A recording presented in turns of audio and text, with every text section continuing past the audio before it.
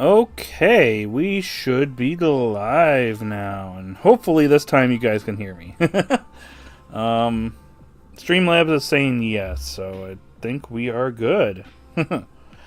How's it going, everyone? My name is Mitchell Mander, and welcome to my live stream. In today's live discussion of Pokemon Horizons, we're going to be talking about episode 86, the Rising Volt Tacklers versus the Explorers. And we're going to talk about how we felt about this episode, and yeah. Anywho, yep, and Pokefans in the chat to confirm that you guys can hear me, so that is great. Anyways, so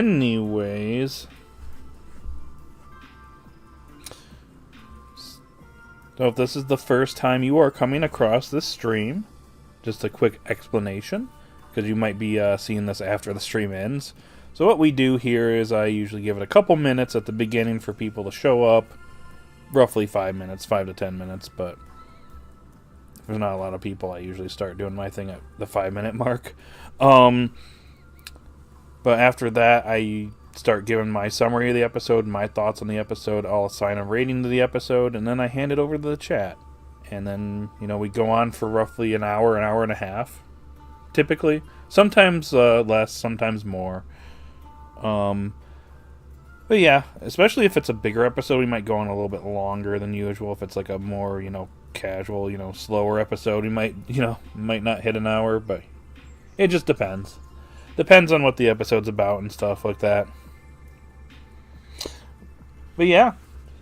Another thing that I want to mention here that I need to just plug in here for the music you hear in the background comes from a separate stream, the Video Game Study Lounge from Game Chops. Lo-fi remixes of video game music. I listen to it when I'm studying, reading, working out, just chilling at home. I need something to put on while I'm, working on stuff. Sometimes working on videos too. I'll just throw this on in the background, just like chill and hang out and listen to it. It's cool stuff. It's again video game lo-fi music along with some originals. You should check it out. There's a link in the description. Anyways, let's see who's all here. We have Iono who's here. Sorry, Mitchell. I think I won't be able to watch the stream because there's a lot of family stuff going on right now. I must say I like Spinel and Freed's battle. That's no problem, Iono. If you got, I always keep these streams up, so if you want to go back and check them out later, you are free to do so.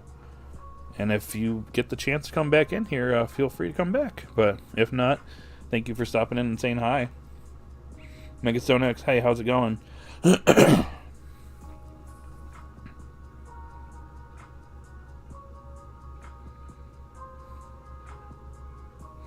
But, if we got like almost 10 people in here, I'd say that, maybe we should hit that like button.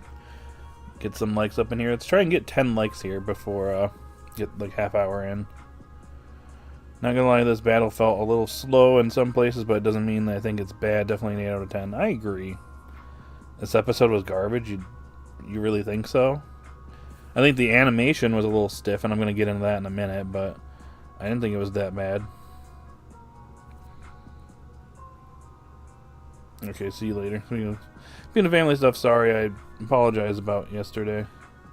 Definitely prioritize that first, but I still feel bad about always wanting to disappoint people. No. Pokefan. No. Don't worry about it, man. No, it's... I understand. But, that's more important. I mean, if you can't make it to one of my videos, I'm not going to be upset. Or one of my previews or one of my streams. That comes first. Remember that always. We got Discord also if you want to chat, about certain things, later on too. But, that comes first. So, you don't have to worry. I don't get upset about that stuff. For me, I would just want you to be with your family at that point, so. But yeah. Yeah.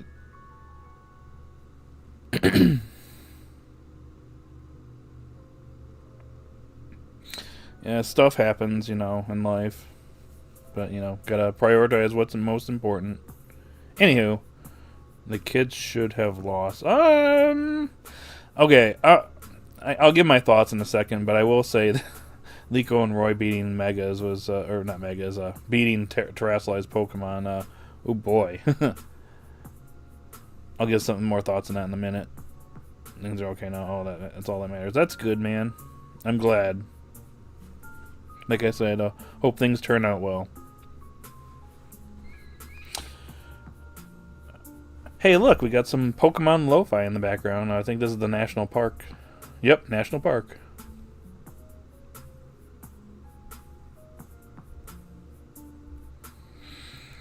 Okay, I'm gonna go ahead and start talking about the episode here in like 10 seconds.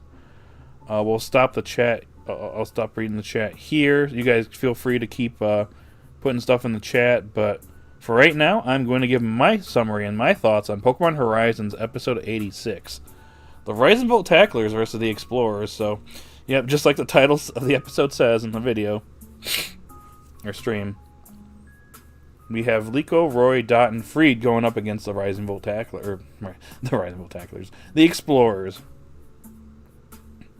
We essentially have a 3-on-3 with Liko, Roy, and Dot versus Onyx, Songo, and Agate. And then we have a double battle between Freed and Spinel, which I thought was pretty cool. So I'm going to start with Freed's section first, instead of kind of just, you know, talking about them all at the same time. We'll start with Freed. So I thought Freed's battle was kind of interesting, too. Very risky, man. Freed really played a big risk with this one. He's lucky it turned out in his favor, because he could have actually lost here. But I do like that Spinel and Freed were like one-upping one another, which I thought was pretty cool. I like the fact that, like, obviously Spinel wanted to take out Charizard first, as he deemed that like the main threat there, even though Captain Pikachu is still pretty strong. Whereas on Freed's side, they realized that Umbreon needed to go down first, and make it easier. Behem was gonna be a problem, but Umbreon needed to go down first. Then again, that's not exactly how it went down, though. But I like how they were kind of just going up against one another, and I like how Behem was trying to shock Charizard, thunderbolting it. Anyways, and then I like that Pikachu ended up taking one of the electric attacks, and it turns out that it has the ability Lightning Rod, which makes it stronger. Spinel didn't realize this, but then he uses this to his advantage by playing a little bit of chess here, by having Behem use Skill Swap on Pikachu, and their abilities get swapped. So now whenever Pikachu tries to attack Behem with an electric attack, it will get stronger, which ends up happening at one point. And this definitely puts Freed in a very tight spot. Eventually, he comes up with a pretty neat strategy, which is a very risky one, to say the least. Eventually, Pikachu is able to make its way over to Umbreon and get on top of it. And is about to use an electric attack on Umbreon from behind, and Behem was going to just teleport in there and absorb the lightning attack so it can get stronger. That's when Charizard is terrestrialized at this point, ends up blasting all of them. Behem actually ends up getting hit by the attack full force and faints. And at first, Spinel's like, "Oh, well, you took your own Pokemon out. Quite the strategy you got there, bud." But it turns out that Pikachu is actually fine, because apparently Behem's ability was a telepathy, which means Pikachu could predict what was about to happen from his ally. So he was able to avoid the attack.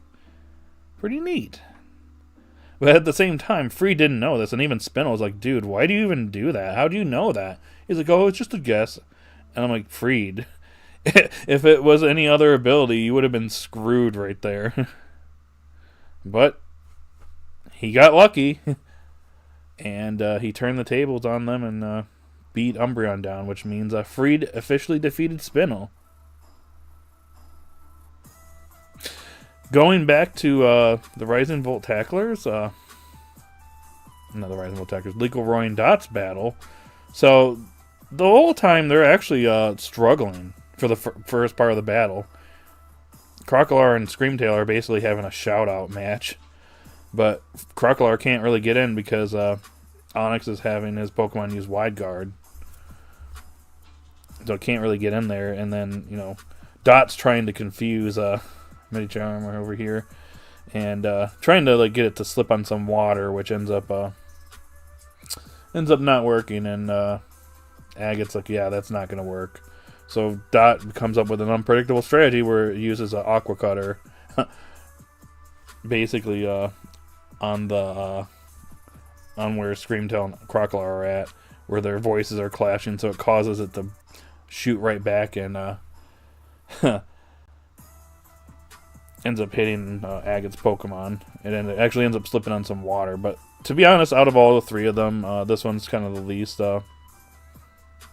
impressive, just because Agate never got defeated here. But anyways, Liko, this essentially aspires Liko to do the unpredictable, and actually starts using the tree branches to her advantage, and actually starts to get one up on Onyx here, who terrestrializes his Pokemon. And to be honest, Liko pretty much got lucky here, and managed to get it. It was about to get blasted point blank too, and Liko actually managed to divert the blast at the last minute. And then blasted Onyx's Pokemon with a super strong Magical Leaf, which beat it.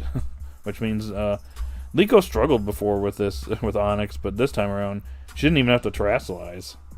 Then we move on to Crocolar and Songo. Now that Wide Guard's out of the way, Crocolar is able to kind of get through, and Songo doesn't really take the battle seriously. I like how Crocolar just runs behind it and goes up on the tree and blasts Screamtail with a flamethrower. And she's just laughing at first. She's like, what is he even doing?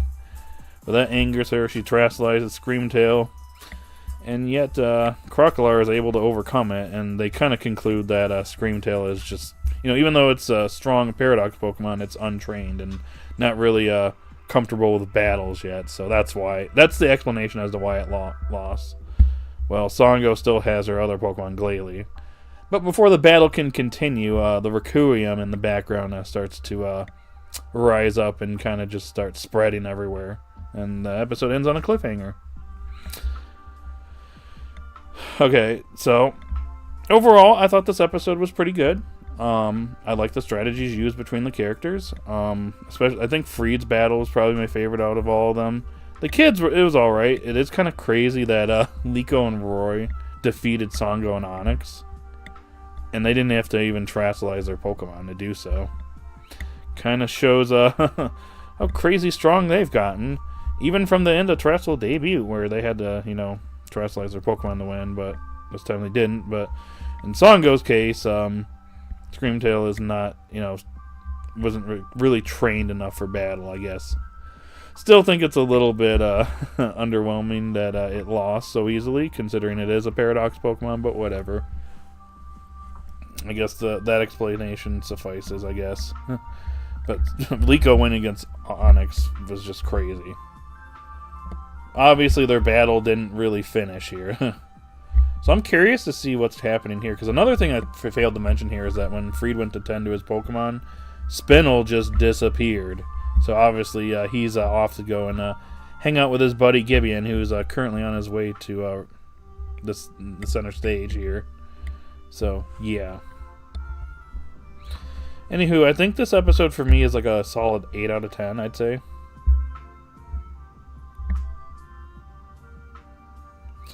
Anyways, where were we at?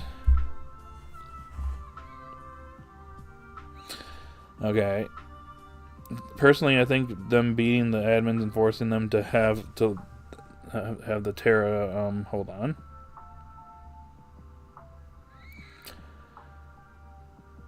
And the Terra shows how strong they become, and that's good. Cause realistically, I'm not expecting them to be god level trainers, but also shows gimmicks aren't always necessary. Freed's battle was good, but the kids' battle was hot trash. I think Dot's was a little underwhelming, but the rest I was fine with. I was hoping Dot would win against Agate. Once again, she just doesn't get the win here.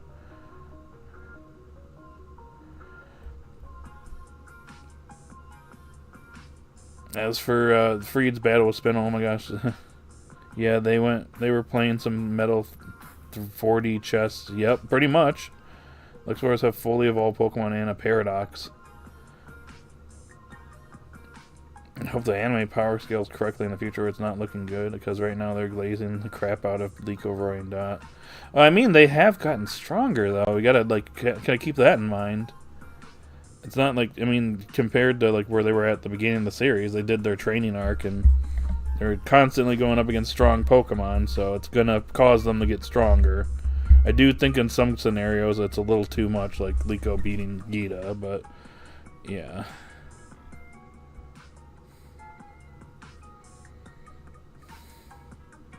I wouldn't say glazing here in this case, but yeah, it's all over the place depending on the episode, specifically Liko because auto wins at this point. Freddy's Liko, Roy, and Dot have become the auto win button, which is trash writing. I mean, I wouldn't say it's trash writing, but like the problem is like. Well, the thing is, like, it's kind of ironic because Liko lost a lot in the Trastel debut arc, and people were frustrated with her. And now that she's winning, now people are back to being frustrated with her, being like, now she's just winning all the time. I'd say the one battle that kind of just irked me in the Trastel debut arc was her battle against Katie. I still think she should have won that one. To this day. Because it's kind of a bad look when she goes and, you know, is able to take on her grandma, and then later on, even though she gets help with Dot and Roy, Gita. At least Screamtail did good as it could. Spinel went blue Skiddo on Freed. Yeah, Screamtail again, they kind of explained it as like, hey, it's, you know, it's clearly, you know, it's strong, but clearly it's not used to battles yet, so. Songo should have probably trained it a little bit more before using it here. Hey, what's up, Iron Dan? Welcome in. Pretty decent episode. Same 8 out of 10, 6 out of 10. Freed's battle is the only good part. Yo,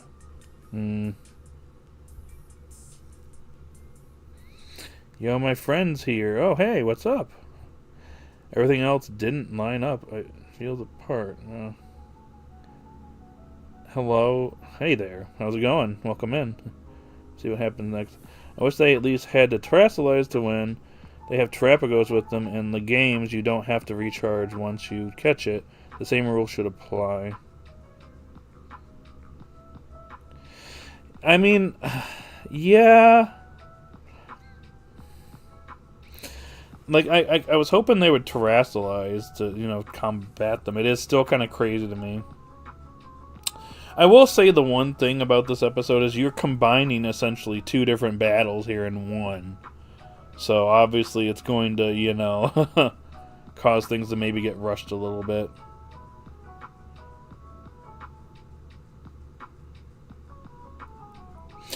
That being said, episode 88, they are pushing that as like the important episode to look at. Not to mention, we're going to get some big news that day, so. Since the calendar is hinting at the 14th. And we know that we're getting anime info on the 14th, so. Because the Requiem Storm looked bad. Yeah, that's kind of not good. That kind of reminds me of what happened 100 years ago, so it's about ready to, you know, history is about to repeat itself. Welcome back, Iono. Yeah, the Terror Orb should be charged for sure. I kind of like Liko winning more than losing. Their win over the Explorers right now mirrors how they've grown up as trainers. I mean, I'll talk about this when I do my like arc review at the end here, but like I will say like the series didn't really have power scaling issues until this arc. This is the arc where it really became prominent, And at first it was kind of a little bit, but when we got to pretty much this year, it kind of got a little on the excessive side of things. But I do kind of acknowledge the fact that Terrestrial debut was essentially a training arc for the characters. They got stronger. You know, they had evolutions that happened during that time. You went from like the the end of the previous arc where, you know, Liko and Roy were just not strong enough to go up against the admins at all. And then you get to the end of Terrestrial debut and they're able to defeat Songo and Onyx. And then you get to towards the end of this arc and they're able to defeat them without even terrestrializing. So I guess there's a little bit of a progression there.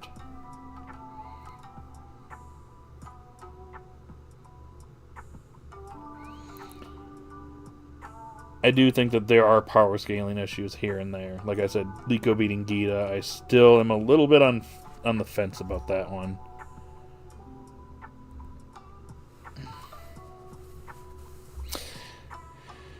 Maybe they wanted to show that Trio has become stronger than any Terra Orbs to get over their enemies, possibly, probably. Can't wait to see Amethio and the kids team up in their battle against Gibeon. Or Gibeon. I don't know why I call him Gibeon. Gibeon. Me too. How's everyone feeling on Roy with Lucario? I'm iffy. I don't know yet. Okay, so I kind of want to see what... We're going to learn in literally 13 days what the next arc is going to be about. I'm kind of waiting until then, until we get like a full-on trailer as to what we're going to see in the next arc and maybe a poster to kind of be able to fully judge. I feel like when we see that, that's going to be like our kind of clue as to whether, you know, people are going to like this or not, you know, or if I'm going to like it or not, you know. So that's kind of where I'm at with that. We'll see. It has potential, but yeah. But still, the effing middle stages shouldn't be getting beat fully evolved Pokemon, let alone Terra. Just an FYI, let's scale back on the language just slightly, please. Not mad, just let's maybe minimize swearing a little bit, please and thanks. As we can see in the trailer, the next episodes, Gibeon's Zygarde finally retained its cells. Eager to see the upcoming battle. Me too. I don't get why it has to be Lucario again. But the third Mega Lucario we've had in the anime. Corina had one, Ash had one, Roy's gonna have one. Yep. And it's shiny this time. Like I said, I will wait until... we get that poster trailer before we do anything. Before I judge any further. Ash did always show you don't have to win. You don't have to be evolved to win. Now, if they were base stage, that'd be extremely unacceptable, but the middle stages, I see it kinda. That is true. Kid should be defeated because it's so... Again, let's chill on the language, please.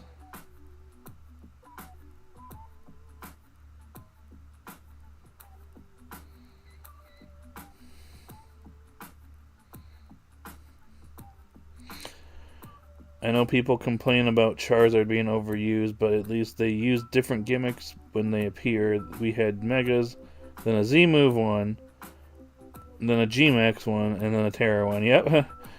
Don't be surprised if we get another one when we go to Gen 10. Just be glad we don't have it being one of the starters in Z8. Charmander.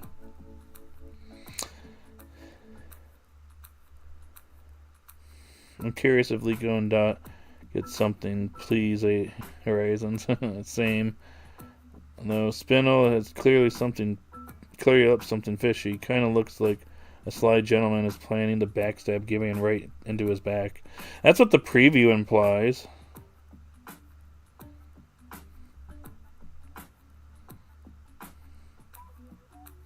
Your point. I like it. Okay. Roy deserves this guy? I don't know what you mean. I mean, Lucario? I wonder if the other admins will join forces with Rising Volt Tacklers after Spinel's betrayal. No idea. We're still waiting on that.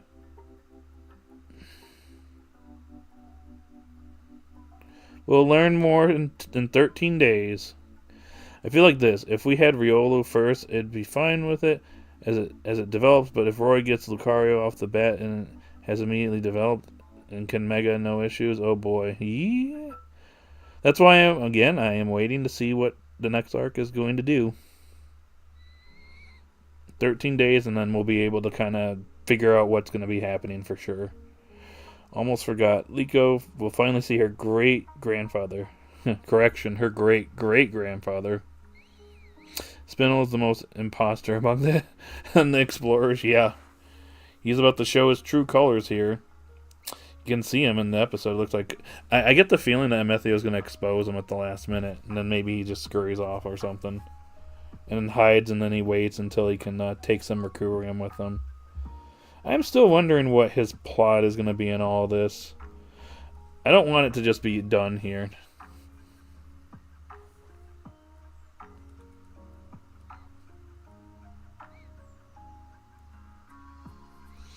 We'll see what the dude is up to. Not likely the kids destroyed them. Spin will be all. You want Rakua? I want chaos.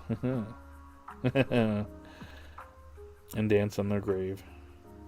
Yes, Garda coming to the next few days. It's coming in the next few days.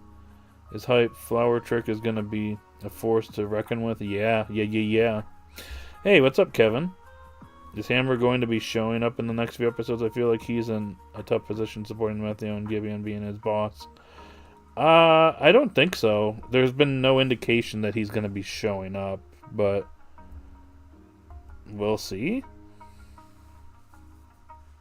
Doesn't he have that one Zygarde cell, though? It's the only thing. I like how Matteo has gone from wanting Freed to stay out of his way with Rayquaza to now asking the kids to help him fight his granddad. Yep. Well, he's showing up here. He's probably going to realize... He's going to realize right here that, yeah, what his grandpa wants is not good. And that's when he's going to try and stop him. Because up to this point, his resolve is to basically save his grandfather from Gibeon and also, enact his will. Make sure he doesn't get stopped or whatever. But he's going to realize, yeah, Grandpa, I think what you're doing is not good. So I'm going to have to stop you now.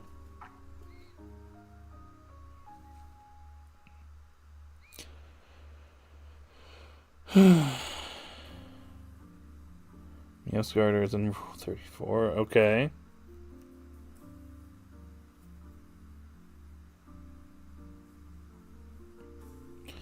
What I look forward to is for Gato's evolution, Lucius and Liko's reunion, Pikachu and Charizard under the influence of Recurrium, Spinel exposing his schemes. Yep. Matteo is the ace attorney, still objection scene in Spinel's trial. Yep. Objection! That's what I've been thinking too. Hamburg could easily screw over Gibeon by hiding that one cell. Maybe that's what he comes in and he has to stop his master because what he's about to do is he realizes what he's about to do is not good. It is not good for the world. So Hamburg ends up being the MVP in all this and ends up being the real hero all along. We didn't see it coming. Oh Lord. I feel like the line of if it's the end, then it should is going to be the final push for Matteo to switch teams. Yeah, I think he's going to see this and realize that this is not how this should be. Time to stop you. This clearly what you want is like the end of all of us. So I'm going to stop you so that doesn't happen. I'm not convinced Roy will be getting Lucario, but I won't be mad either. If there's going to be captures, I think they are going. They're going to get Pokemon who are getting Megas? Is that what you mean? I mean, my assumption is if they get a new Pokemon, it's going to be, one that can Mega Evolve, so. Does that mean we're going to see Mega Glalie for Songo?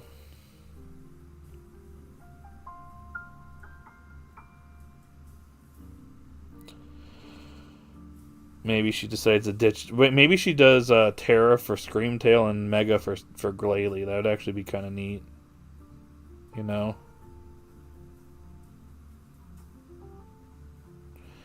Also, Zygarde definitely either just gave up on or is being secretly controlled by Requiem. Because back in the day, it knew Gibeon wanted peace. Maybe, yeah, or it's like, yeah, it must be kind of getting controlled by the Requiem at this point. Maybe it's because those Zygarde cells were, stuck there that they got influenced by it or something. So it's causing it to,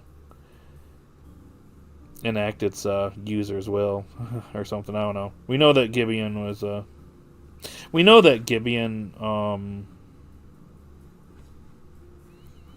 is already kind of driven mad by the Requiem, so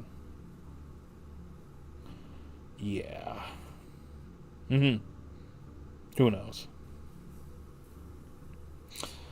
I shared most of my thoughts, and the only one left is since Amber has one of the Zygarde cells, that would probably prevent it from turning into its 100% form. Yeah, that's why. Can't really do anything without the last piece of the puzzle, right? Did you block me? No.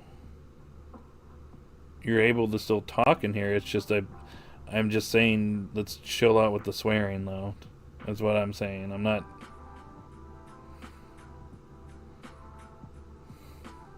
I'm just gonna ask you to chill, though.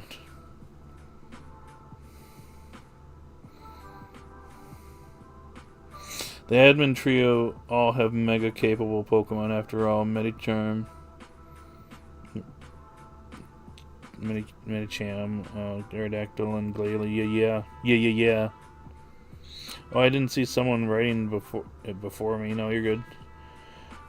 I seen the first half of the Terrestrial debut now, and I'm not super impressed, but it's giving development. The Flower Pillar episode was really good. I wasn't going to watch that one. Elite Four battle were really good. I guess each to their own. I still think that that's my favorite arc in the series. Free Zygarde. I won't lie, the Mega Evolution introduction kind of rubs me the wrong way, because unless they do one Pokemon is Terra and one is Mega, probably abandon Terra altogether. That's to be seen. Flower Triller was trash. It's alright. I don't know if I'd call it the worst episode of all time. I feel like there's a few certain episodes in previous series I could probably say are probably worse, but yeah.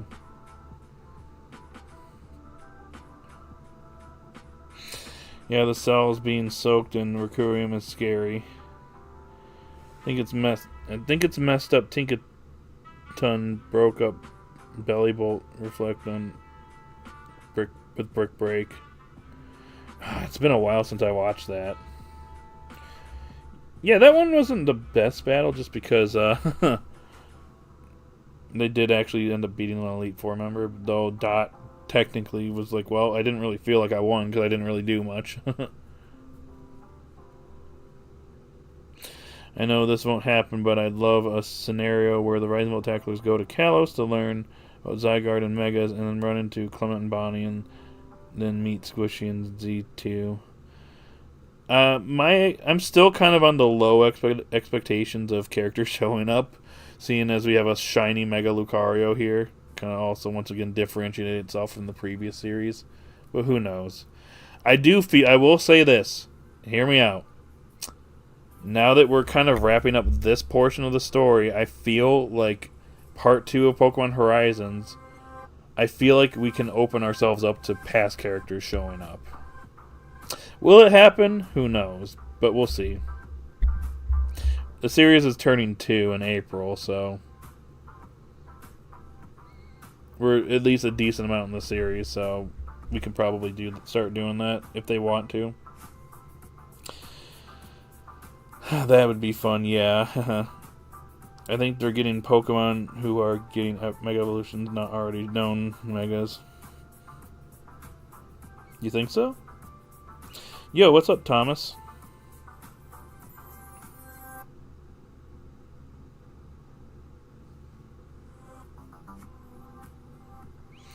Something in my wish list for the future is an episode about Spinel's backstory. I want to see family of my favorite silver tongue guy. I am sure he was very cute as a child. Yeah, I want backstories for all of them, but we'll see what happens at this point. I don't think this will be the last time we go to Rakua, but after this arc they will switch gears and only come back to it much later. I'm kind of skeptical at this point. I was on the initial thought that, yeah, Rakua, we're going to come back here because something's going to happen. But I'm kind of starting to lean on... I'm currently leaning on no, but we'll see what happens. The only way we're going back is if Spinel just grabs a bunch of Requiem or something like that. And we have to take it back or something. I just get the feeling that the 6 hero Pokemon are going to stay behind so they can protect Rakua from people like the explorers, like trying to come in there and steal the Requiem. But that's just me. And we'll learn soon enough in these next 3 episodes what exactly is going to happen. So we'll know soon enough what the deal is. We'll be able to glean whether we're coming back here or not. They really have distracted themselves from Ash's, or distanced themselves from Ash's anime. I think Olivine City is the only returning location from the Ash era that appeared in Horizons. That actually might be well, is that true? I know we were in Galar for a little bit, but okay, yeah, you might be right, because in Galar we went to the wild area, which we were there in the previous series, but I don't think the city that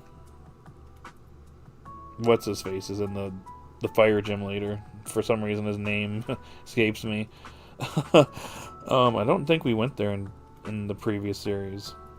Unless I'm misremembering. It's been a while.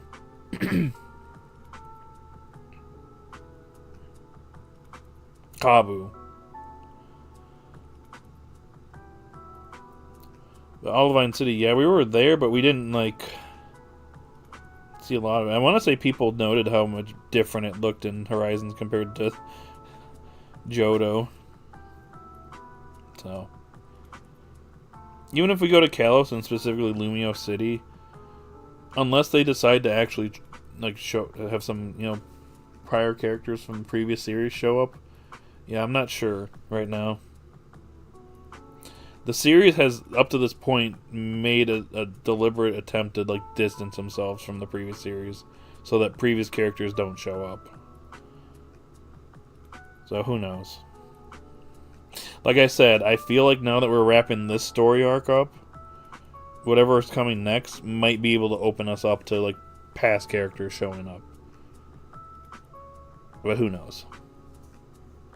I really want to see Roy or whoever ends up being Lucaria's aura, Nora Spears to be yellow gold color instead of blue. That would be really cool. Or he was already evil in his childhood. No idea. Maybe he just, maybe his research caused him to, have some bad thoughts, and it made him go bad. Songo's backstory. I was kicked out of daycare at the age of 2 for making a stink bomb in my diaper. Okay, that's funny, Pokefan.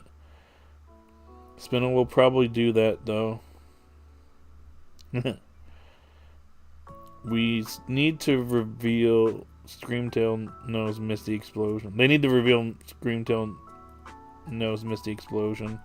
Will they, though? Down the road, maybe. Yeah, I think we only been to the wild area, Raihan's gym area, and the big final stadium area. Yeah. Galar was a chance for a past character, a certain champion that could have been shown, not necessarily show up, but maybe you see a billboard of him or something. But nope. instead get a gym leader that did not appear in the previous series. Very convenient. Still no Nessa, though. Love the music right now. Just vibing over here. I don't think this will be the end of the Explorers. They wouldn't have Songo catch a Screamtail right before they write these characters off. My expectation, I said this in my video the other day, or yesterday. My expectation is with Songo, Onyx, Agate, Spinel, their story is not done. I think that Amethio is going to be opposing them going forward. Not necessarily joining the Rising Volt Tacklers. I mean, that would be crazy if he did. I mean, he kind of has the means of doing so at this point, but who knows? He might just form his own Explorers and do his own thing and go up against them. And he's like, I gotta do it all by myself. And then Zerk and Konya team up with him or something. Who knows? Who knows? But I would be kind of underwhelmed, especially with Spinel plotting on betraying Gibeon. It would be kind of underwhelming if like that went nowhere and that this is it for him. He just goes to Poke jailed. I'm expecting them to do something here. Like there's gonna be a twist at the end of all this. There's got to be a twist so that it carries the story on into the next part of the story. I haven't seen the second half of Duracell debut, so I can't give my whole rating of that arc. The second half will probably be better. Wasn't impressed with the Heterum Evolution episode. Gotcha. From Kalos, I want to see Ramos again. My most favorite gym leader. Nice. Could have been done better. Gotcha. Yeah, I think both that and Kilowattrol's evolution, or Wattrol's evolution to Kilowattrol could have been done a little bit better. Should have had a little bit more development beforehand. Oh yeah, that was the Annihilate episode. It's Coral Songo. Exploding Pokemon is their thing. Kind of preferred the Wattrol episode better. It was done really well, but it should have learned a new move. I just think that it should have had more development before that episode. It would have been better had it had said development. So that's just still my opinion on that whole thing. Demon Pudding, please learn the art of blowing up with the Misty. Oh, forever. Love the Screamtail fan nickname. Yeah, Demon Pudding. Fear the Demon Pudding. Fear the Demon Pudding. I really don't want to say goodbye to the Explorers, and neither will with the trio and others. It's peak Pokemon anime, and I'd feel down without any episodes of it. My expectation is Gibeon is getting taken care of. This is going to be probably the end of like Gibeon and Lucius. Like here, their stories are going to wrap up here, and arguably the 6 hero Pokemon as well. Terapagos is I'm still on the fence of that one. I mean, it'd be cool if Roy got Rayquaza, but like again, like if he gets Rayquaza, who's going to oppose him? Nobody can beat this kid. He's the kid that has the shining Rayquaza that's level 1000.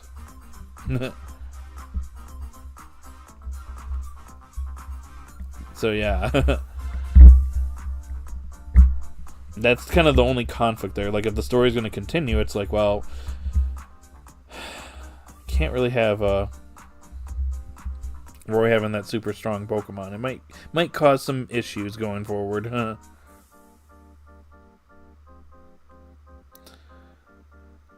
I can see Zerkonia potentially joining the Rising Tacklers. They're super loyal to Amethio, and if they do, I want Zer to find out Dot is Nidothing because he watches their videos. That'd be funny, but my current thought is that they're not going to join, but they're going to be opposing Spinel and his group of the Explorers. That's kind of what I want, but I don't know what's going to happen. Again, in the next 3 weeks, we're going to be figuring out where we're going next with this series, so we'll learn soon enough what's happening next. Surprised his pals didn't show up and Rakua with him to help. Maybe he thought, no, stay here. It's too dangerous. I want to protect my friends. Right. I'm curious what Screamtail's nickname will be in the dub. I would like Demon Pudding, but you know, the dub sometimes softens it up, so we'll see.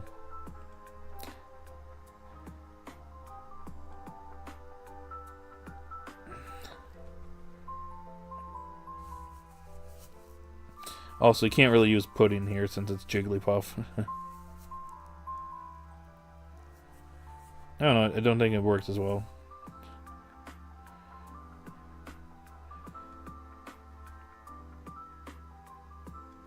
Where was I at? I'm also curious how they are going to dub Sidon's seen eating the bag of seasoning. Right? That's gonna be kind of interesting. Mr. Stark, I don't feel so good. Oh no! Gibeon. Yeah, he doesn't get the Requiem, so he just fades away. He just turns to dust immediately. Oh my gosh, I'm dying. Out of context, I want to wear Spinel's clothes. I want to comb his fluffy hair. Oh, I see. Yo, I can hear Green Hill Zone in the background. Yeah, that's the lo-fi music I have going on in the background. It's just a bunch of video game lo-fi remixes. Link in the description if you want to check that out sometime. Maybe once the stream's over, you can check it out. It's cool stuff. And right now we're doing a Yoshi's Island remix. We had National Park for Pokemon earlier. And then they have some originals in there. It's pretty cool.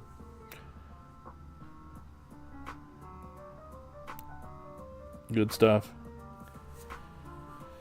This is why I don't think this is fully in for Lucius' storyline. Major parts of his storyline will wrap up, but not everything. Rayquaza will stay with Lucius, but Roy will train to come back. That's a good thought. Maybe he realizes that he's not ready yet for Rayquaza, so he says he's gonna go off and be like, I will come back and prove that I've grown stronger or something. Even though Rayquaza's starting to show signs of warming up to Roy. I am kind of expecting the explorers to divide up because back in the day they split up. Yeah. Could be kind of reminiscent of what happened in the past.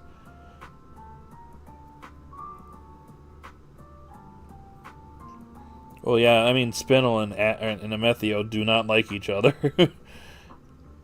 They are clearly enemies, so I feel like they're going to continue opposing one another as the series goes on.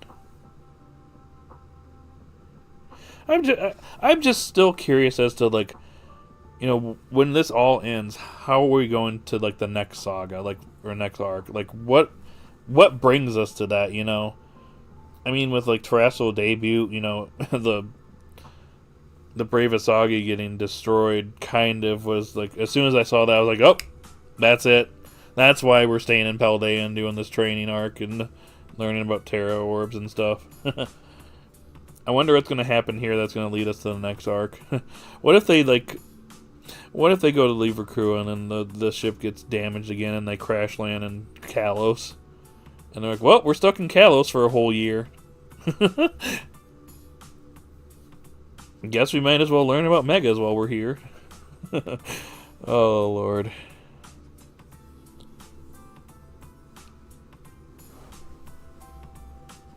I'm kind of expecting those explorers. Okay, I've already read that. Sorry. There's something I learned about life and expectations thanks to Horizons. You can want something to happen so bad, but it won't always work out how you want. Basically, the Gaussian Fire incident, and now Lucario for me. Yep. I'm getting to the point where I have like a wait and see kind of mentality now. And as you can tell by my videos as of late, especially this year, I think it started like towards the end of last year, but they really are withholding a lot of these summaries. They really don't want people to know what's coming next for the series. They want it to be as unpredictable as possible. So I can sit here and come up with like 10 different, you know, things for the series that, you know, 10 different plot points for the series to like move forward, and then the series does the complete opposite of what I'm coming up with. So like I could talk about Spinel and Amethio having two different like explorer factions going up against one another. And then they do the exact opposite the next arc. And it's like, oh, Amethio and the others, they're joining the Riseable Tacklers now. Who knows? I'm expecting Gibeon to wrap up and Spinel to take over as the main villain. That's currently my thought process right now. There's got to be a twist at the end of this. Like, especially if they end up, beating Gibeon and everything's good. There's got to be a twist here. There's got to be some type of twist here. Like, I want to say the last scene in episode 89 is going to be Spinel and Agate, and they're just laughing, and they're like, look at all this Requiem we got. While we were off distracting everyone, Aber was, like, snatching all this Requiem up. It's now time to do some research and hide away for half a year until we make our move and try to take over the world. I don't know. I'm just saying, there's got to be some type of twist at the end of this arc. That's what's got to keep the story moving forward. I would have liked Mega Glade, but instead of getting very upset, like with Gouging Fire, I just decided to be like, it is what it is with Lucaria. Yeah, there's certain things you might not like in the series. Like I'm still a little bit against the whole Gouging Fire thing, but like, what am I gonna do about it now? It is what it is. I can still critique it, but it's not gonna ruin my day. I'll just move on, go get my Subway, and then chill and wait until the next episode. I've loved Horizon since 2023. This is the first series I've started where I likely see the characters start to finish. I ain't watching 1,000+ episodes of Ash as good as he is. I've watched the majority of the Pokemon anime, though. There are some episodes I have not watched, but I have watched the majority of the Pokemon anime. It's a long time. I've watched Kanto, Orange Islands, and then X and Y through pretty much the previous series that shall not be named. Every episode of those series, including the special episodes too. Any series in between, like Johto through like Best Wishes, I've seen most of the episodes, but not every episode.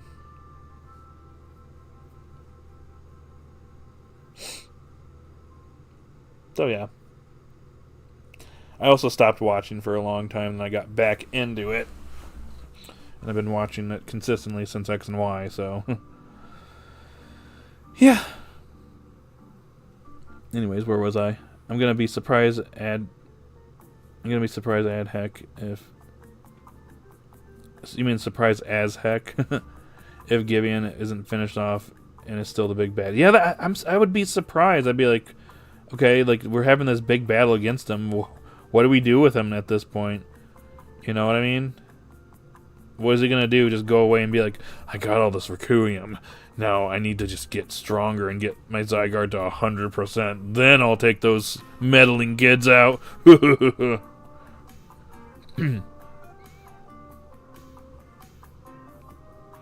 I don't know why, but I feel so nostalgic right now. Back then, it all started with the pendant, the mysterious explorers, and my guy Spinel at the end of in episode 6, and then the Bulltown incident. Brings back pleasant memories. Yeah, it's kind of interesting, kind of going back to the beginning of the series. I didn't really see the series going in this direction. It's kind of crazy, like in hindsight. 2 years ago, be like, oh, the series is about a pendant and an ancient Pokeball. That's kind of neat. Not sure what that means for the series, but it should be pretty interesting. Didn't know it was going to lead to all this. Yeah, we could speculate something extremely hype, and then the next episode could be literally the trio in the dollar store buying snacks for a sleepover. Yeah, pretty much. Subway, eat fresh. Yeah, it's good stuff. For the most part. As long as they cook it, as long as it's made correctly. I've been to Subway before, and I've had my sub burnt when they put it in the toaster. The person forgot to take it out in time, and I ate it, and I was, not fresh. That was a long time ago, though. Isn't Dot from Kalos? It could be possible we get an episode for there. Is she from Kalos? I don't recall. Maybe that's something I missed. I'll have to go and double check that later. I don't know if we know where she's from, to my knowledge. But maybe I'm wrong. I don't think everything with Recruit will be wrapped up. I just want Liko to get Altaria and can Mega Evolve, not Gallade, because she would have 3 humanoid Pokemon. Or Gardevoir, but we'll see. We'll see.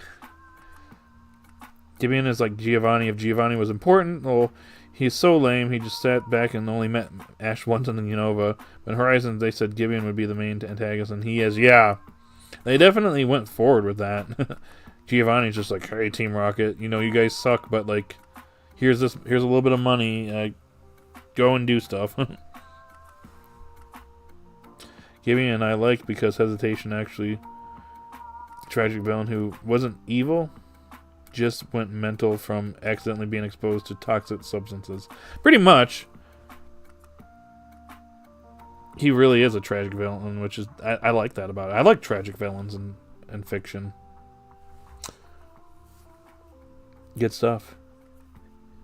I watched Pokemon since early childhood with my older sister, and I remember only some glimpse from first seasons till Diamond and Pearl, and Sis quit. But I was loyal and watched every next episode. Yeah. I stopped, and then I came back. I have zero idea of what the next arc is going to be about. After the Pokemon Presents, you're right. We have a lot of time left with the anime since ZA. Probably won't be out till September or November. Yeah, they didn't give a release date, which was kind of surprising. I'm expecting I want to say November, but it might be September. I think we're kind of just waiting to see when the Switch 2's release date is going to be, which I'm expecting to be later this year at this point. The ancient Pokeball is the GS ball, except it was remembered and led to pretty much the majority of the series. Exactly! That is like one of my biggest problems with that whole plot line. They just like dropped it and expected us to forget. Well, we didn't forget, guys. That literally drove the plot for the series, and like it was wasted. Like, really? No. Don't do that. That's not how you should be writing your stories. It's actually really bad. Actually, Gideon going on hiatus for a long time to find all his Zygarde cells get 100% Zygarde can work. Guess we'll see what happens. It seems like he really needs the Recurium, though, because the dude is in a wheelchair and stuff. I'm guessing the Recurium getting close to it makes him stronger and causes him to stand up or something. I watched Black and White on the route, or Best Wishes on the weekends as a child, but I got it out of Pokemon, and then years later got back into it again, started watching at the end of Sun and Moon, and now I've seen all Journeys and weekly watching Horizons. Gotcha.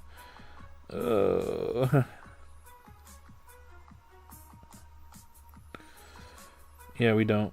Her region is question mark. I started in X and Y. Gen 6 was my start. I have a lot of nostalgia for that series. It's still my favorite. But a certain Horizons might top it depending on how it ends. Yep, same here. Well, actually, no. I aging myself a little bit, but I've been pretty much with Pokemon since pretty much almost the beginning. So, I think I started watching around the Orange Islands, I think, or Johto. That's when I kind of started.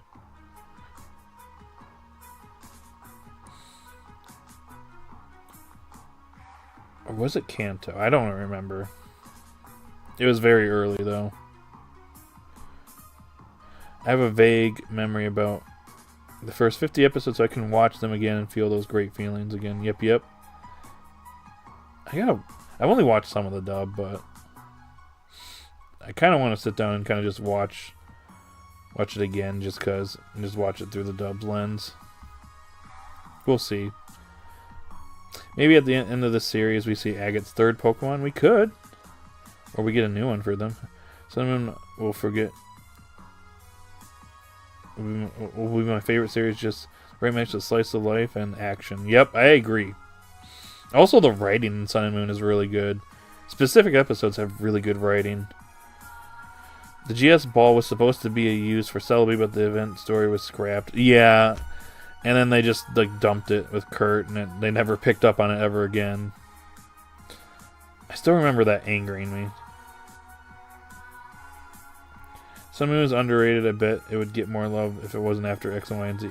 Yeah, see the problem? Okay, I don't want to get into a whole discussion here, but like, it is a very big like change in art, not only art style, but like type of series compared to X and Y. You went from a more action-based series, has, the 3D camera battles. And then you go to Sun and Moon, which is, more hand-drawn, and it has a completely different art style, and it's more slice of life. But, like, the animation in that series was, like, the best for the series. I think it's still arguably has the best animation for the Pokemon anime to this date. It was just really well done. It's just because it was announced during the Team Flare arc, and, like, a lot of stuff didn't really do it justice in the beginning. People were, like, automatically just hating on it. Even before it came out. So before it even came out, its reputation was already in the tank. It was already in the gutter. But, like, people like me just sat by and watched it, and then over time we realized, actually, this is a pretty good series when, obviously being a completely different series than the prior one, is going to cause some people to not enjoy it, but I always say just give it a chance and, try to, go into it with, not being like the previous series. Like, try to go into it like thinking, like it's its own thing kind of thing, It's still my favorite series of this date. The last year is my favorite, like, season in the entire anime. Probably the most enjoyment I've ever had in the Pokemon anime. Horizons is giving Sun and Moon a run for its money, though. Gonna depend on how this series, like this part of the story ends. But anyways, let's go on here. I feel like now that Agate's shown Zutu,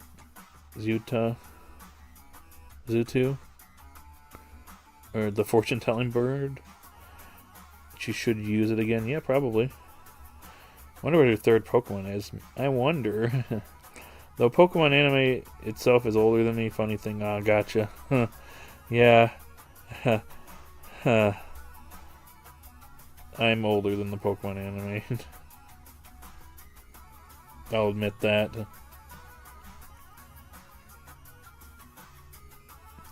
As I am 63 years old, just kidding. When Hamber was explaining how Zygarde worked, my mind was thinking Ikuzi.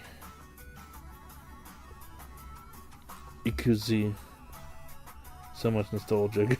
Nice. Imagine that the finale of the series is the Rising Tacklers against 100% Zygarde. That would also tie in with Legends ZA because Zygarde is from Kalos. Now, that's a good point, Thomas. Maybe we'll see what happens in these next few episodes. The anime has a history of showing off a Pokemon as cool and me wanting one. It first happened with seeing Gladion's Lycanroc, and more recently with Amethyos Ceruledge. Yep.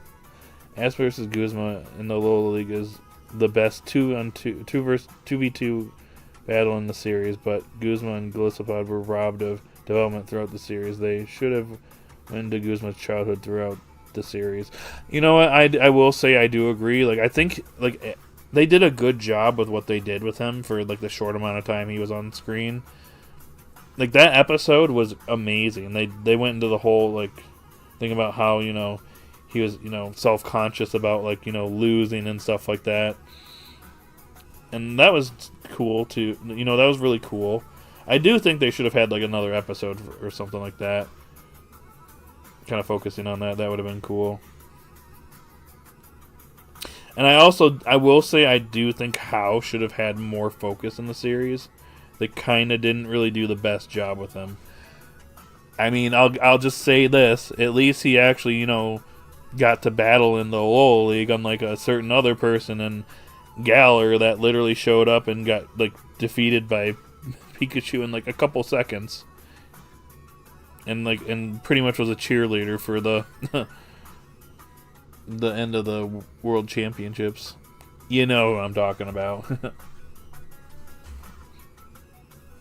I wish they would do movies for Pokemon Horizon, since in the previous anime they had gorgeous animations in them, like Deontay and the Cocoon of Destruction, Hoopa's movie, and Volcanion, and the Magina one. Yeah, I've said this before. We don't need a movie every single year anymore. Like, at least one movie. That's all I ask. One movie. If we at least get one, I'll be satisfied at this point. Sun and Moon, the final episode, made me actually cry and depressed all day. I was sad to see my favorite series come to an end. Yeah, they definitely did a good job of making, you feel emotional at the end of that final episode. Some episodes in that series, like I said, I think some of the writing in Sun and Moon was actually really good. I actually felt something in some of these episodes. Some people, kind of rag on the Pokemon anime at times, having, in some cases, not having the best writing. But Sun and Moon, some of the writing in there, I was just oh my gosh.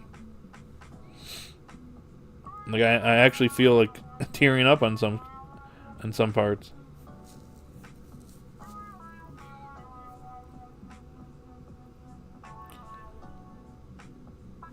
But yeah. The Litten episode, where it got caught, that's still one of my favorite episodes in the Pokemon anime. Despite it being a sad episode, I think it was a really well written one. But yeah. Anyways. I cried on each. I must confess. No, you're good. Oh no, I have an idea. If we go to Kalos, the kids can use AZ's hotel as a home base. You're on to something, Pokefan. Guzma should have at least appeared once more before the league.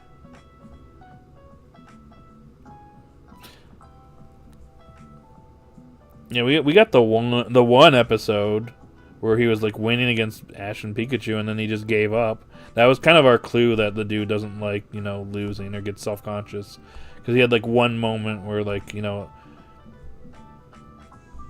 Ash showed a little bit of a promise against him, surprising him, and he just gave up when he still could have probably won that battle. By the way, Pikachu was poisoned and it wasn't going to last much longer. So yeah. Ash vs. Guzma gave me one of my favorite memes. It's gone. Dang. How was better than Hop, no doubt. Yep. Wasn't gonna say his name, but you guessed correctly who I was talking about.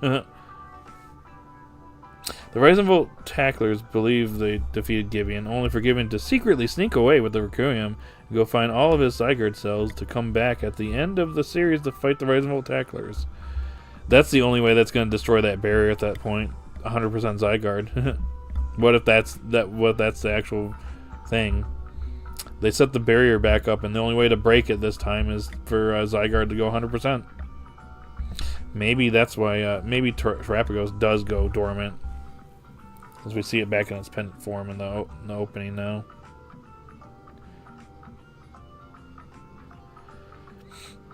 We will see.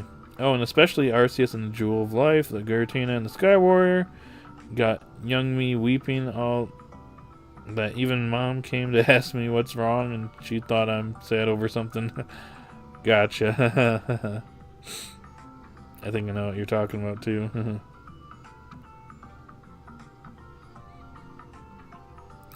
It would be the reverse of the XY climax, as this time 100% Zygarde is the villain.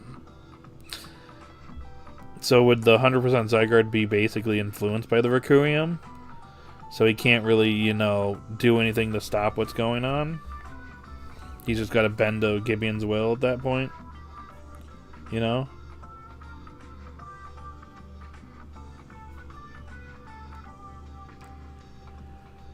Maybe so. Wow, we have 15 people here. What's up, everyone?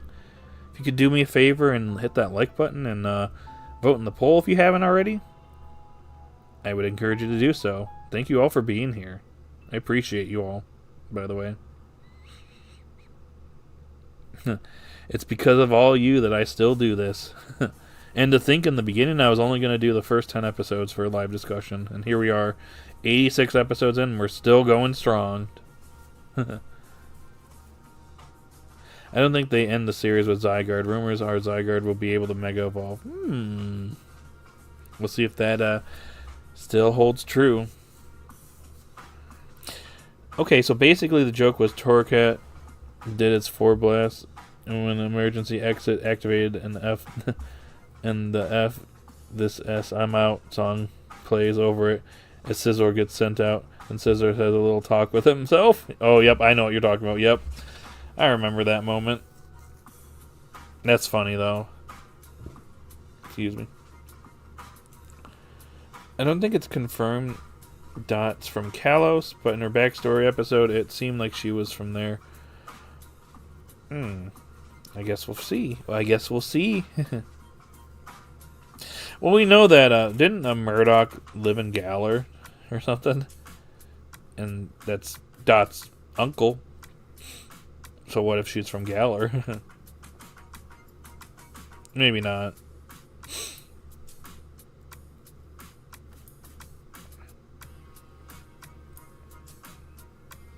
I don't appreciate how neglected Galar was in the series that shall not be named. It's the region based off where I live. Oh, I see that. Sorry, man. At least we got a little bit more Galar focus in this series, even if it was only for a little bit. It goes, you know, me and Galissapod are friends, and I assure you he would never send me out for emergency exit. And looks up and screaming and swears. Sad music plays while failing. That's funny. Another surprise of Horizon is how many characters I can list as my favorites. How I love Liko, Roy, Dot, Free, Demethio. My overall favorite, Spinel, Coral, Songo, or Onyx. I like them all a lot. Gotcha. In Pokemon Horizon, I can't speak. In Pokemon Horizons, the dynamics between characters are so clean, makes us crave for more interactions between each and any. Yeah. Agreed. Black Mega Rayquaza versus 100% Zygarde. I find that very strange that Mega R and the 100% Z weren't brought up yet. I think they are saving it. I wonder if that... You're on to something, Thomas. You are on to something. That actually sounds kind of interesting.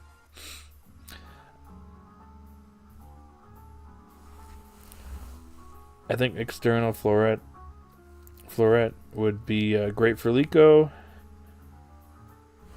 They better let us players get one in ZA. The design is peak. Yeah. Murdoch always struck me as from Alola, since the shirt looks Hawaiian and he has a Rockruff. You know, I didn't think about that. Maybe he grew up in Alola and then he moved to Galar to start up that bakery with Mitchell. Me from Galar.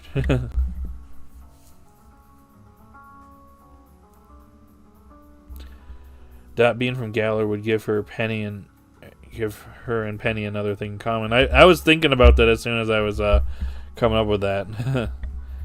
Rip to that video. I wish I had a backup recording. Dang. That happens sometimes, you know. I love how Penny being from Galar was told by her design. Her hair is blue and red and the colors of Sword and Shield. Yeah. Oh boy. Wow. We still have a pretty decent crowd here. Well, it's been over an hour now.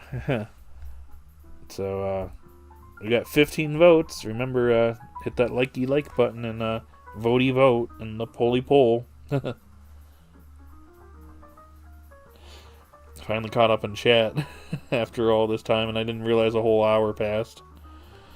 Time flies when you're having fun, right, guys?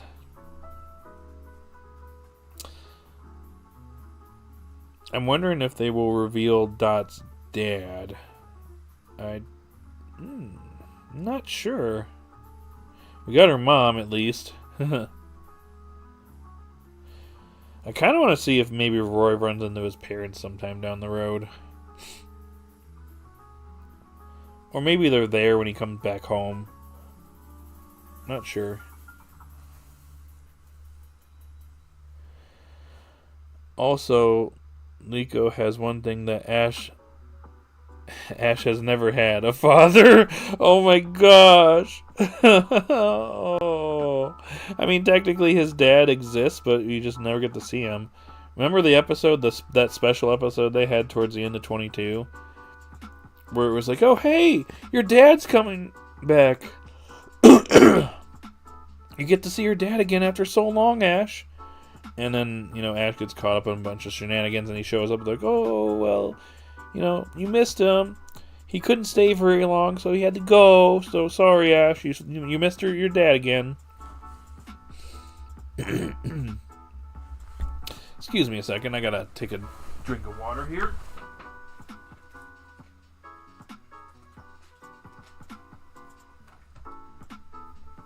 Sorry, throat was drying up.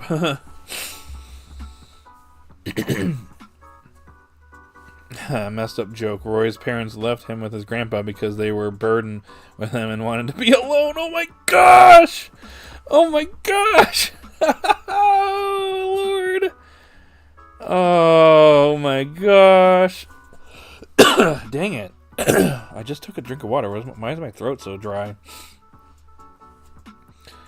Do you seriously think that the final fight in the R story arc would be Rayquaza versus 50% Zygarde?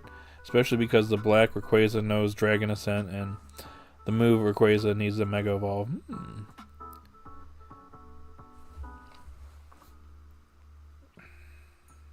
Another good point, Thomas. Maybe.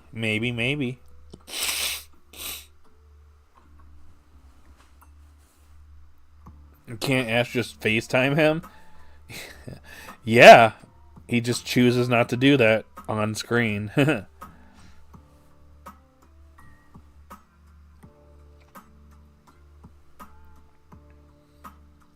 Yep, time flies. A week ago I was thinking, oh, I need to wait for next episode so much.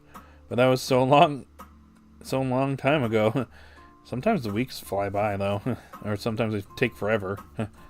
Depending. Unless Delia doesn't have his number. Dang. He just cut them off. Today I don't really understand how Rayquaza relates to Lucius. We need backstory on it. We just know that it was essentially his first Pokemon. How he made that his first Pokemon is what I would like to know. What if he actually spills the beans on that? It's just like, oh yeah, by the way, I just walked into Rayquaza's territory and I tamed it and then put it in this ancient Pokeball. Don't ask me the details of how long it took. Yeah, I am hydrating with tea. Nice. We should all hydrate with Wilkins coffee. If you know, you know. You guys probably don't. Nah, you're good. Going back to the episode Freed versus Spinel was great. I love how they tried to outsmart each other. It showed Spinel's cunning. As he took advantage of the cap. Yeah, I just liked how they were playing chess with one another. That was actually really cool. I actually liked that. It was a really fun battle. It was definitely the best. I prefer that battle over the other, League of Roaring Dot versus Songo Onyx Agate. But yeah, just because it was just like they're playing chess with one another.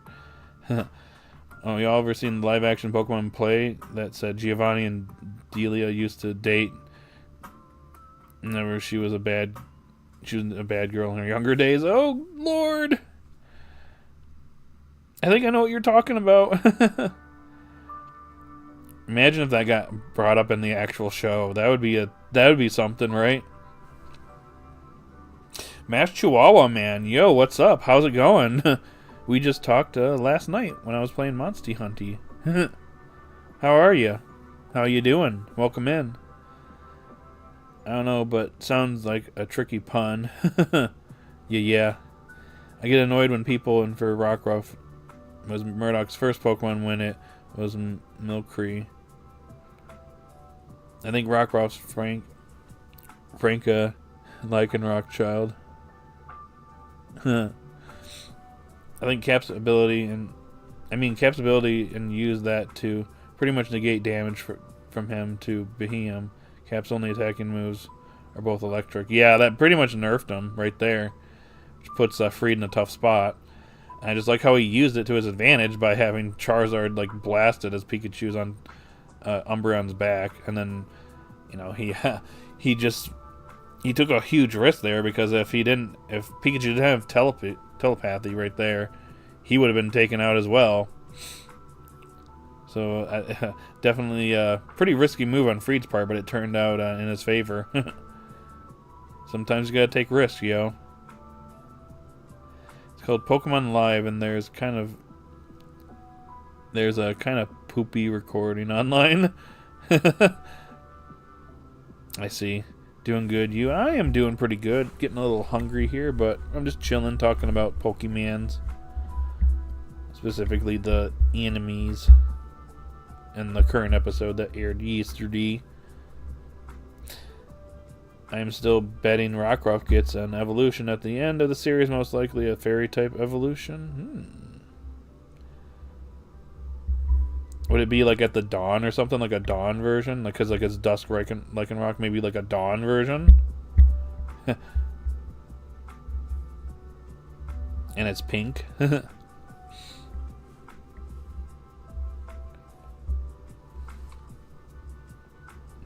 Still, writers have something for Freed and Spinel. They definitely has something for their constant interactions. The sly gentleman still got advantage and distracted him to slip away. Yeah, yeah, he's one to look out for. That's for sure.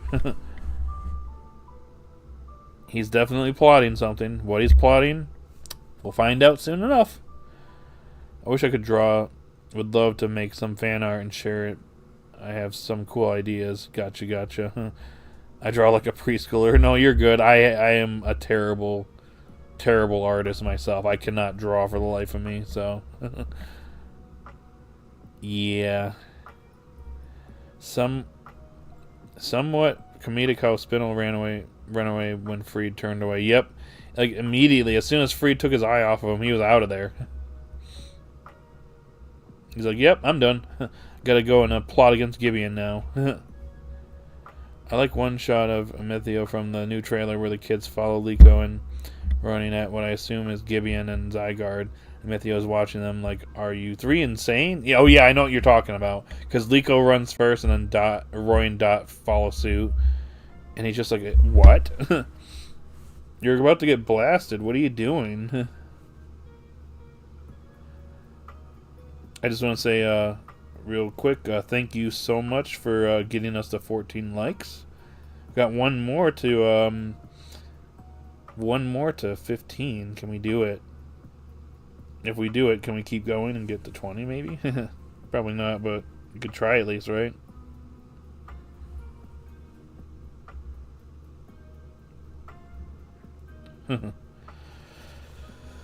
Oh Lord.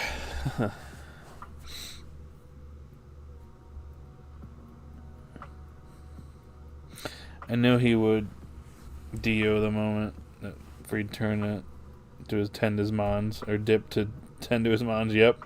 Did you survive Monster Hunter Wilds last night? Yeah, I didn't die. I'm completely fine. I had a fun time last night. I'm hoping Screamtail lets Coral sit on her head like Glalie does. That would be kind of funny. Clawless, hey, what's going on? How you doing? How'd you feel about the episode and, what's to coming soon for the series? I bet you're excited. Freed was like, okay, I'll turn away only for a second, and then looks back to find that Spinel literally disappeared. Yep. Spinel does the peace sign and fades away. Oh, yeah, that meme! Yeah, he just does that. And as soon as Freed turns away, he's just like, boom, and then leaves. He's like, I'm out of here. Nope.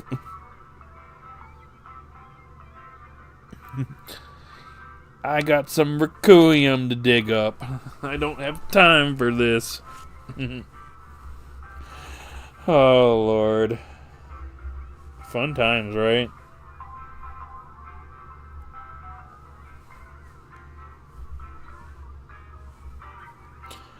The episode was fun. I really enjoyed the chess game that was Freed versus Spinel. Yep, me too. They were really trying to one-up one another, right?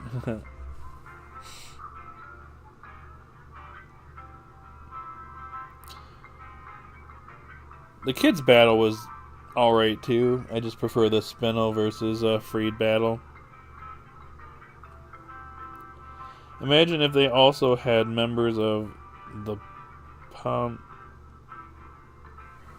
Ponlard line to make it even more fitting. Yeah, that would have been cool. Maybe when it bakes a cake, it evolves. That'd be funny.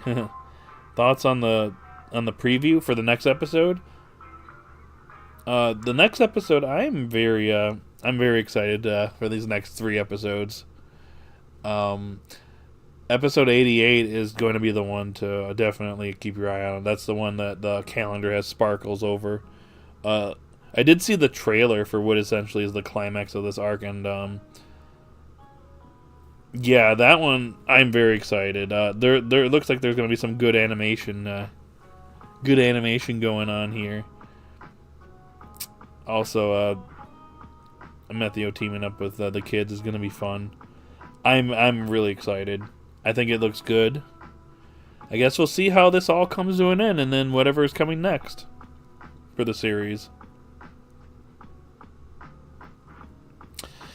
Maybe the idea of the urban redevelopment plan could come up into play here, and Spinel could gate off Lumios and use it as a giant little base kingdom he wants to reshape in his image.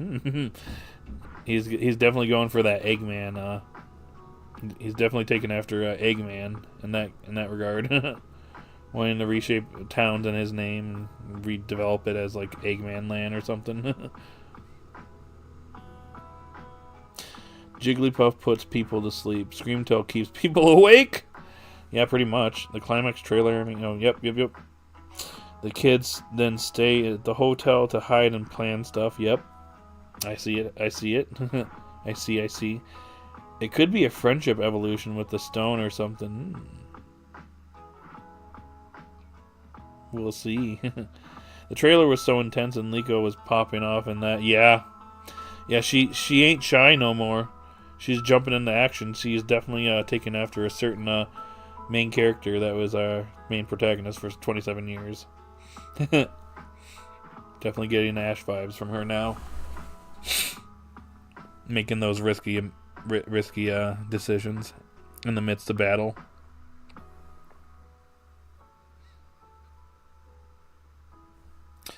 Jigglypuff, Nightquill, Screamtail, Dayquil. Yep.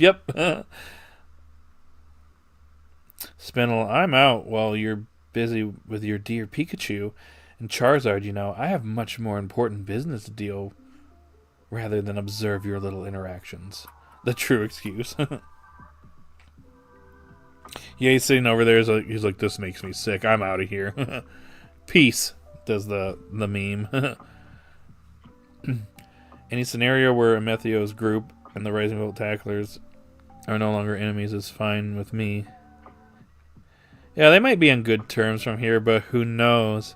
Who knows what's happening next?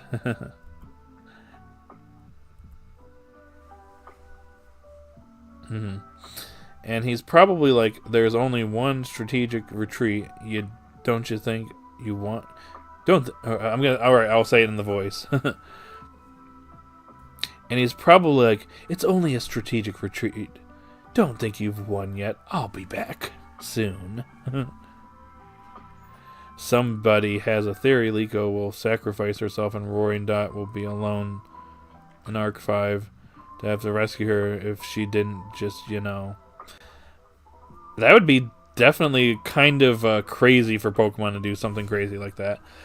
I know some people are speculating that, like, with this being, like, the conclusion of what could be Part 1 of Pokemon Horizons, like, Part 1 could be, Liko being the main protagonist for Part 1, and then for Part 2, Roy's the main protagonist.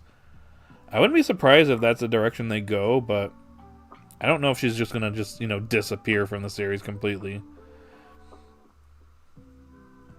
But we'll see. I feel like that would be kind of a stretch for that to happen. Her best Ash moment, in my opinion, was hitting Crocodile, causing it to miss Stomping Tantrum, and so the next time it got powered up. That felt like an Ash strategy. Yeah! I still think that was probably one of the smartest things she's done so far in the entire series. Like, people have their criticisms for the Gita battle, But like, if there's one thing that she did there that was really, really smart, it was that moment right there. It kind of showed that, you know, having 3 brains versus, you know, 1 brain, you know, kind of like was to their advantage. Because she came up with that. Roy wasn't even like, even Roy was like, Liko, why'd you do that? So yeah, that was definitely an Ash-like strategy right there in the heat of battle. And never returns back. Oh, he's just gone. I don't see Liko sacrificing. Also, saying Arc 5 felt wrong because I usually say season because that's actually what the arcs are, full-on seasons according to Japan. Yeah. I've just got they've kind of labeled them chapters, which you can call it that. I'm just so used to calling it arcs because it's essentially like these are essentially story arcs within like the, you know, the main saga of the series, I guess. My Hero Academia has that. I think it has story arcs, but like it's built in within like major sagas. I think there's 3 sagas in My Hero. I think it was the UA Beginnings and then the Rise of the Villains and then the final arc. I think I don't even know if there's a name for the final arc, but yeah, it's just the final saga.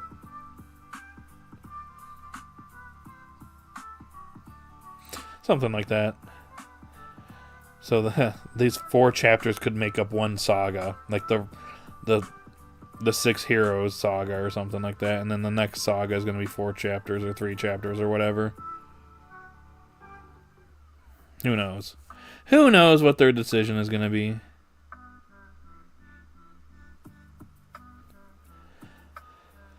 Never thought of that.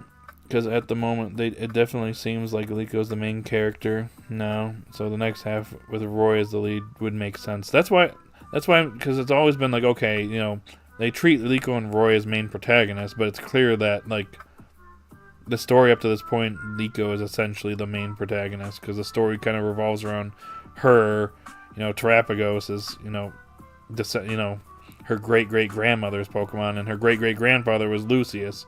And Roy's only connection to that is like, oh, he had, you know, Rayquaza's, ancient Pokeball. He doesn't have, like, a deeper connection here. And Amethio has more of a, you know, there are parallels that are, like, strong between Liko and Amethio that doesn't exist with, like, Roy, for example. So that's what I'm saying is, like, because, like, we saw Roy with Mega Shiny Lucario, and that could be a sign that he might be the main focal point in what's coming up next. And I'd be down for that. It'd be cool. Get a little bit more focus for Roy, our boy Roy. Who knows, though? If Roy's going to be the main focus next season, then they better play it right, because, my gosh, they need to balance Crocodile, Kilo, Ray, and now Lucario. That's if Ray decides to stay with Roy. Dang, we still have 13 people here. Seriously, I think Gideon will secretly escape with Recurium to find his Zygarde cells. Gideon doesn't care if Spinel betrays him because Gideon got the amount of Recurium he needed to back his comeback later. Guess we'll see what happens. Waiting patiently for dub, mostly for Matt Mercer's voice acting Spinel. I'm still surprised he's voicing Spinel. Ganondorf himself. Vincent Valentine himself. Hit himself. So many characters he voices. I just think of Vincent Valentine and Ganondorf recently.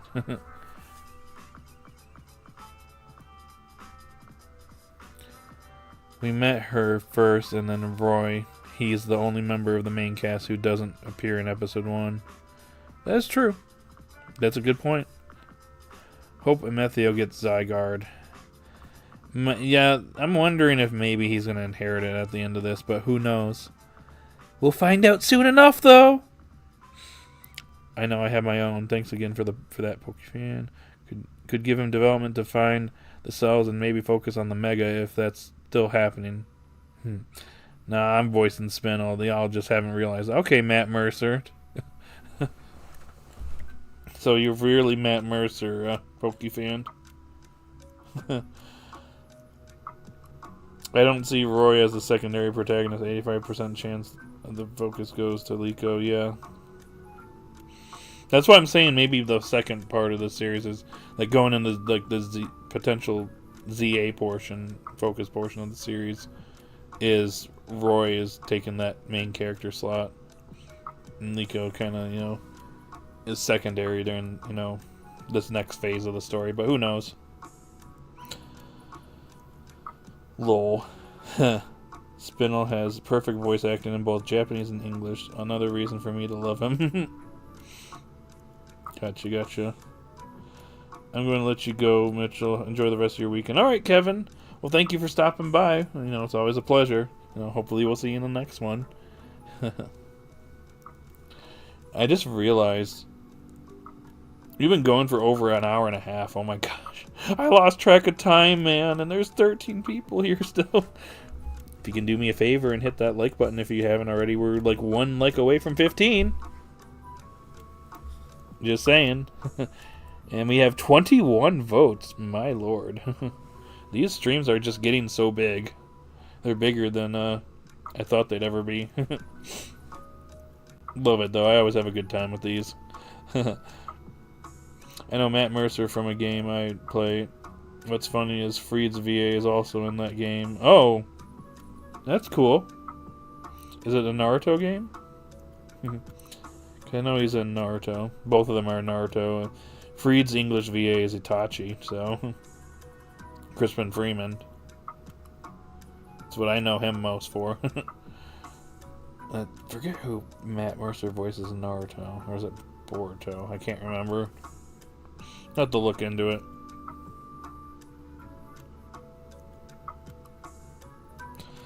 Matt's nailed the creeping calculating trait of Spinel. I'll have to watch more of the dub because I haven't seen enough to listen to his Spinel. So I'll have to check it out sometime whenever I get time.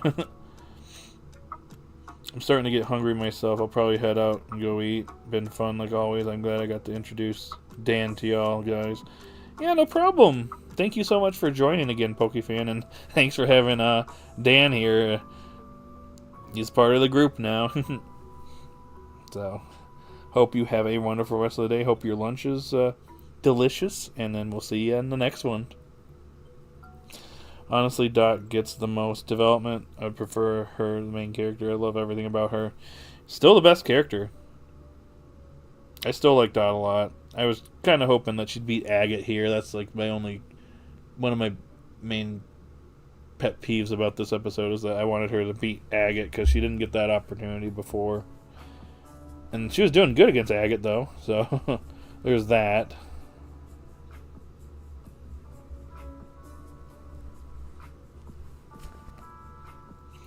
Just wanted her to win, Want her to win the battle.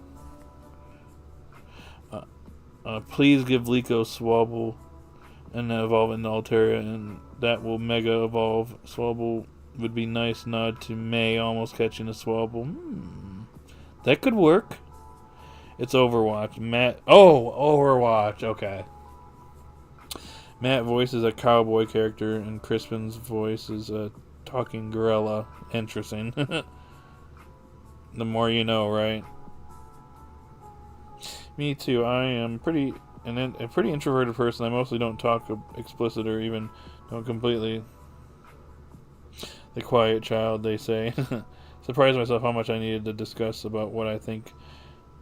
No, you're good. I used to be very introverted when I was a wee lad.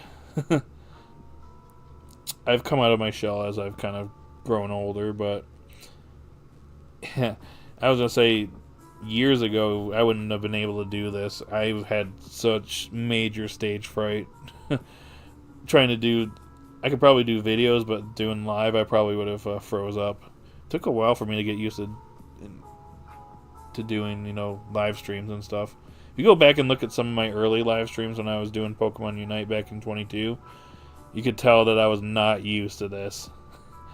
Took a little bit of a little bit of time to get more used to it over time. So, and look at me now.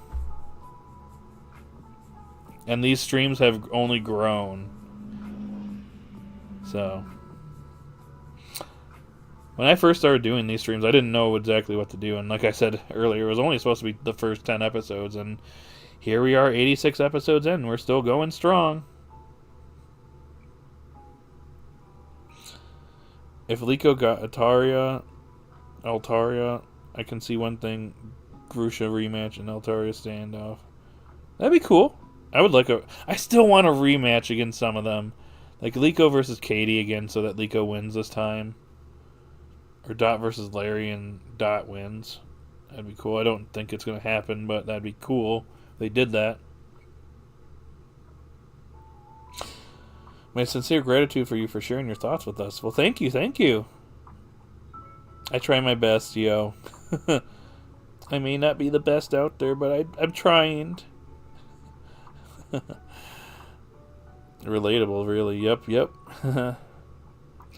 The dub cast, I'd say, is pretty good. Most of the characters sound pretty much how I imagine they would in English. Flora has aerobatics now, so she now has a super effective hit against bugs. Yep. Can counter those darn bugs.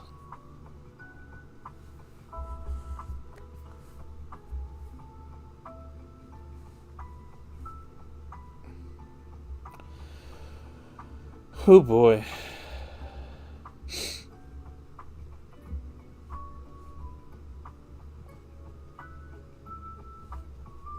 Sorry, just taking a breather here. And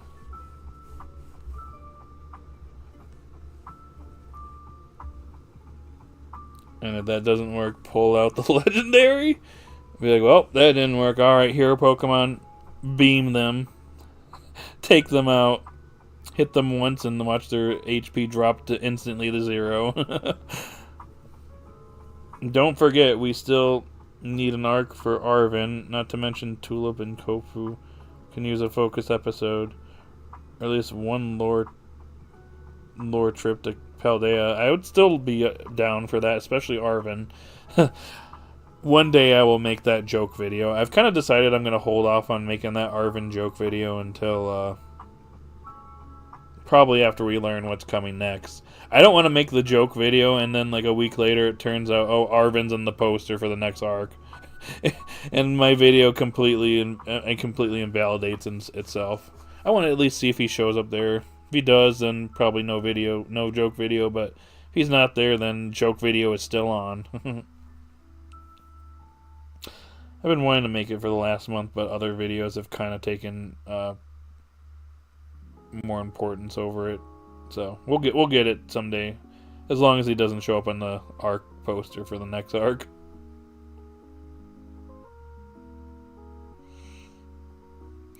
Okay, okie dokie, my dad came. I think I need to go. See you next time, Mitchell. Have a good rest and sleep. Thanks, Ayano. Thank you so much for showing up. It's been a really fun time today. I hope you have a great rest of the day. And we'll see you hopefully in the next one. I'm a little sad BB Academy hasn't shown up yet.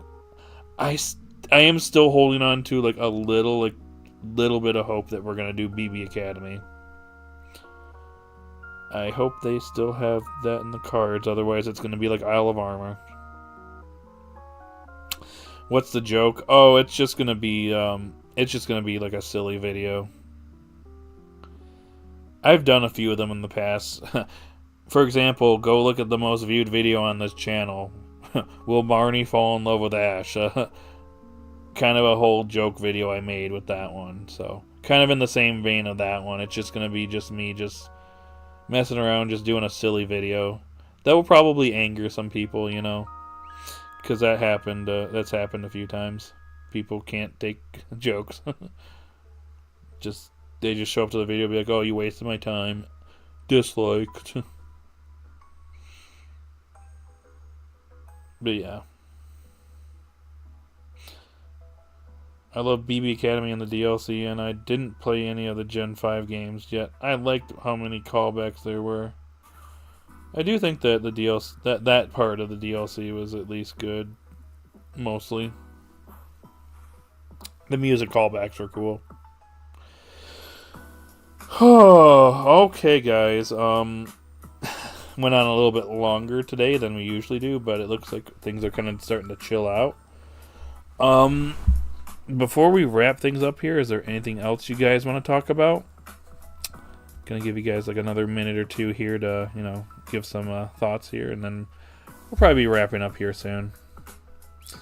We usually go on for an hour, hour and a half, and we've gone on for an hour and 45 minutes at this point, so a little bit longer than normal. But do you guys have anything before we go? Okay, bye, Mitch. Thanks for the stream. Thanks so much for showing up, Thomas. Hopefully we'll see you in the next one. Hope you have a great rest of the day. And we'll see you next time.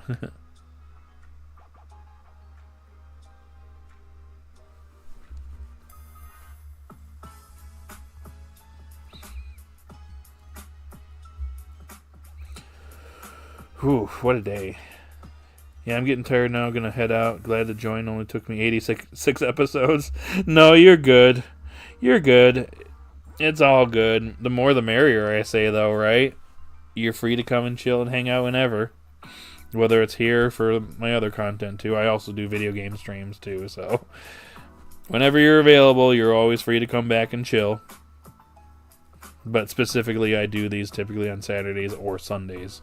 If I'm not available on Saturdays. So, thanks again, Dan, for joining. I hope you have a great rest of the day, and hopefully we'll see you in the next one.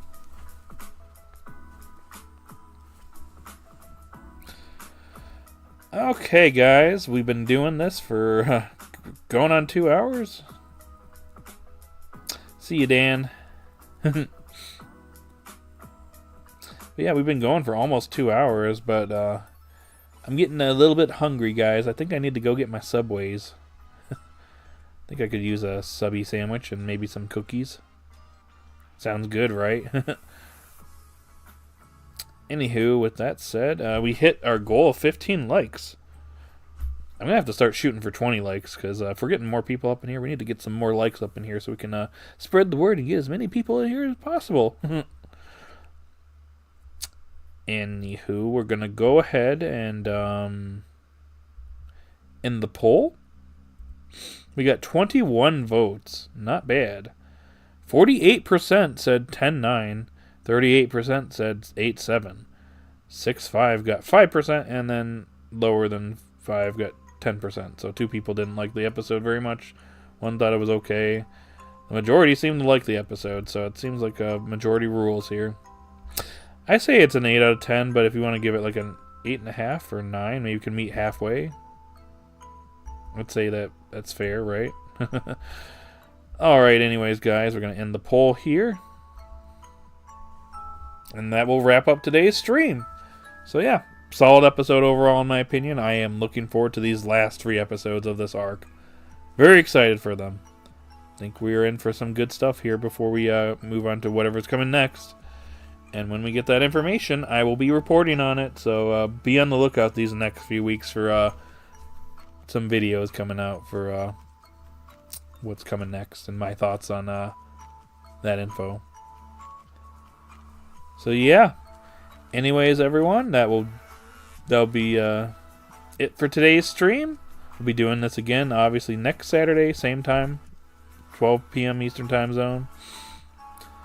I'm not sure what my stream schedule is going to be this week. I might see if we can do some Mario Kart. We'll see. Haven't decided yet. And I think for Monster Hunter Wilds, I think I'm going to do that off stream for a while until I kind of get used to the game. And maybe when I get some people that want to play with me, maybe we'll bring that back. But anyways, yeah, that's it for today's stream. So if you're still here, thank you so much for joining. I hope you all have a great rest of the day or night wherever you're at. And I will see you all later. Bye now, guys. See yas. Bon voyage. Alright, I'm going to end the stream now so I don't keep this dragging on. Alright, see y'all.